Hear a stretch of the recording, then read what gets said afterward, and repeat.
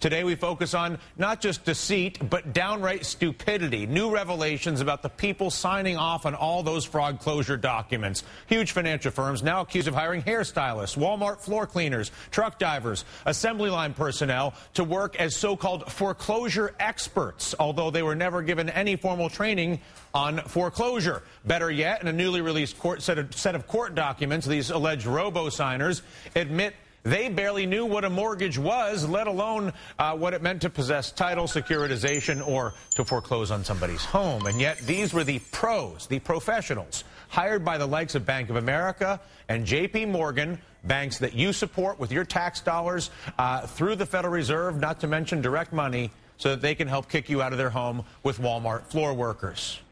They don't check the facts. Are we certainly not sitting here, or I should say we are certainly not sitting here calling these people ignorant per se. It just appears they had no place in the system, nor were they trained in any way that would suggest they're prepared to serve in the system. As the information about the depth of the fraud and the idea that this could go directly to the federal government, who could force 10, 20% of the money that was stuck in our gut in 2008 back onto the books of these banks as it's revealed to be fraudulent. Well, that not good for bank stocks. They've been tumbling dramatically over the past 48 hours as investors no doubt concerned about the extent of the systematic fraud that has been at the core of the housing finance system in this country for too long, was covered up in the collapse of 2008, and now, like the telltale heart, may be revealing itself to everybody in this country once and for all. Joining us now, Florida defense attorney Peter Ticktin, who this week brought to light the poor training and qualifications of many of these signing agents. He is currently handling a mountain of foreclosure cases in Florida. With him, Don Thomas, a Vietnam War veteran whose home was recently foreclosed on. Mr. Thomas, tell us a little bit about your story. Well, first of all, I wasn't injured in Vietnam. It was on a training mission in Fort Hood, Texas. But my story was simply, I got behind on my mortgage a month, and then I tried to contact the mortgage company, and they had sold mine to another company, and I got lost in the shuffle. And by the time I could get to the right party, I was already served at my door telling me I had 30 days to get out if I didn't take action. And that really was just not right. Something was not right. And that's when I hired Peter and the Ticktin Group to go to fight for me. And fortunately, they got in front of a judge that was able to listen and look, and said herself that we need to take another look at this. Something was wrong. Peter, what was wrong? Well, you know, they had moved ahead without giving him proper service in the first place. This is a case where we are still now in litigation, but hopefully we'll be able to eventually have victory that we will have stolen out of the jaws of defeat, because he had already lost the case without his knowing about it. If you could elaborate, Mr. Ticktin, though, on what the failure was in this particular case, and then in the context of all the cases you're handling, is what you're dealing with Mr. Thomas here a common problem? Yes, that was. Absolutely. The process servers would sometimes not serve a person at all in the first place. I had a lady come to me one time whose house, she didn't even know she was in foreclosure until the sheriff was putting a 48-hour notice, taping it to the front of her door.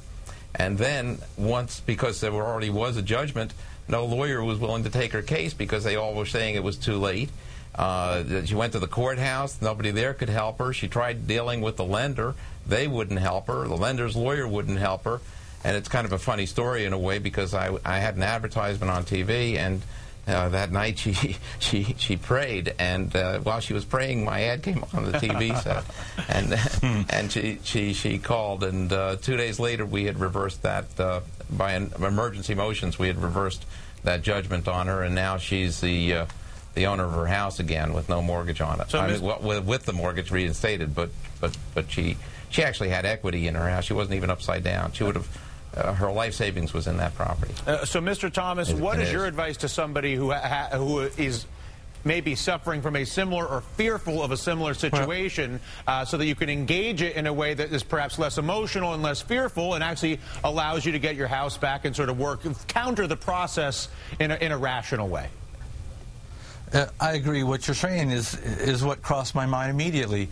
If here I am, considered a service-connected veteran, I get a pension, I'm fortunate that I still have the monies to take care of such a mortgage.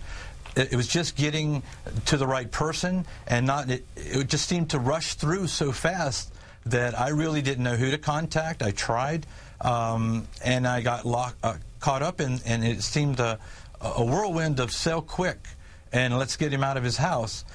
And I'm sorry, I've lived in the home many years, 20-something years. It's wheelchair accessible. I need those facilities for myself, and I would never jeopardize anything to try to do this. I don't know what happened. It happened so quickly. Now, I don't have any solutions or any advice, but I know that if it's Americans like myself that do have incomes, when they made the original mortgage agreement, they were friendly and nice and so forth and treated us humanly, and then all of a sudden we're a number. We're just getting out the door. Let's sell this property. If they could just sit down with, I'm sorry, each mortgage company or banking company and go back and say each case and sit down and see if they can't work, that might be some of the solution to where we're heading with this country. Yeah, and if I could speak up on behalf, I would just ask for that.